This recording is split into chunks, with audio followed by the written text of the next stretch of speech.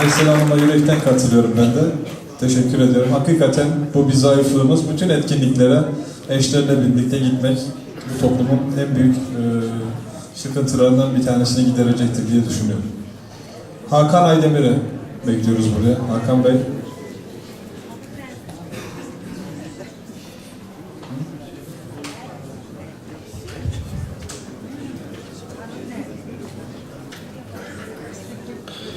Dit haben wir die Terra her, die boş plana her, die şıplan ödaki her. Herkes beni Gaziantep olarak tanıyor ama Hakan Aydemir, Kahramanmaraş Kafkas Kültür Derneği Yönetim Kurulu Başkanı. Bugün burada mutlu olduğum bir sorun var aslında, konu var. Herkes de olduğu gibi çok ciddi bir şekilde eleştiriler vardı. Eleştiri varsa artık çözüme gelinmiştir diye düşünüyorum. Çözüm artık üretilebilir. Burada iki konuya değineceğim sadece. Bir tanesi bölgemizle ilgili özel bir konu. Sanal ortamda maalesef farklı yankılar uyandı ve uyanacak. Bu akşam burada gerçekleşecek, yarın akşam da Kahramanmaraş'ta gerçekleşecek müzik etkinliği.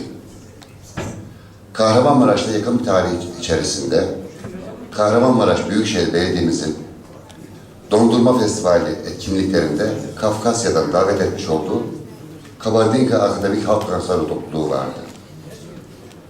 Son günde maalesef Kabardinka Akademik Halk Dansları topluluğu gösterime gelmedi. Bununla ilgili sorun ve çalışmalarımız devam ediyor. Bölgede Doğu Akdeniz dernekleri ve federasyonumuzun öncülüğünde yapmış olduğumuz toplantı neticesinde konuyla ilgili çalışmaların yapılacağı, net bilgilerin, belgelerin alınacağı tarafımızca değerlendirilmiş ve Kahramanmaraş Büyükşehir Belediyesi'nin yanına gidilerek bizzat konuşulmuştur. Bu konu araştırılmadan, bu konu neticeye varılmadan Kahramanmaraş'ta bir etkinliğin yapılması derneğiniz tarafından uygun değildi. Bu vesileyle Kahramanmaraş Kafkas Kültür Derneği yarın akşam yapılacak olan bu özel, anlamlı ve güzel geceye maalesef taraf olamıyor. Yakın bir tarihte ve gelecek günlerde konuyla ilgili sanal ortamda farklı duyumlar alabilirsiniz. Bir gün öncesinden bu konuyu izah etmek istedim. İkinci bir durum. İçerisinde bulunmuş olduğum 7 yıl itibariyle Suriye krizi henüz neticelenmedi.